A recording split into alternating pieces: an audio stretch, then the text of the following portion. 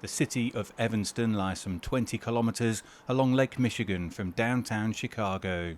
It is ranked as one of the best places to live in the US state of Illinois, but it hasn't always been that way for all of the residents. So this is the west end of the 5th Ward. It is where redlining took place. It is where amenities and city services and livability was stripped away from black families. Robin Rue Simmons is a former ward alderman of the area.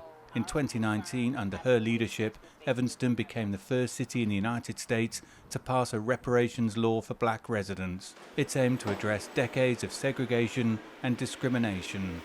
Payments of $25,000 have now been paid out to the first 16 recipients. Recipients have said that they feel heard and seen for the first time in their communities, more hope for the life circumstances of their families and the black community overall. Everyone, I think, is acknowledging that our initial benefits of $25,000 are an important first step, a tangible first step, one that gives us great hope. Lou Weathers was among the first to receive a payment. When I got my notice today and won, I was elated. He used some of the cash to reduce his son's mortgage. The initial focus of the program is on providing residents with housing assistance and economic development, but he says the payment doesn't make amends for the wrongs of the past. I came up through the time that they had redlining. That doesn't mean that I think $25,000 is an appropriate amount for reparation, because economically we have been deprived years and years of economic gains. The payments have been made from an initial $10 million fund, financed by taxes on legalized cannabis sales and real estate transfers. Evanston became the first US city to address historical discrimination harms by turning promises into hard reparations cash. But there are some critics of the program, with some claiming the precedent it sets undermines the wider reparations movement.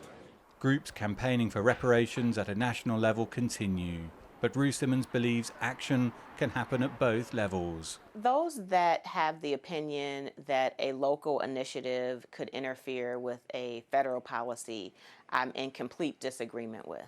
I absolutely agree with them that a federal policy is necessary, that it's overdue. I fight for that, parallel to fighting for local reparations. Weathers agrees with that assessment. I think everybody should get reparation. It means to me that it opens the door for African Americans to open their eyes to what's going on economically, because economically is where you can able to do things and raise your family in a decent way. There are signs of progress, at least at a local level. Today, across the country, there are over 100 localities that are in the process of implementing reparations of some kind. Dan Williams, CGTN, Evanston, Illinois.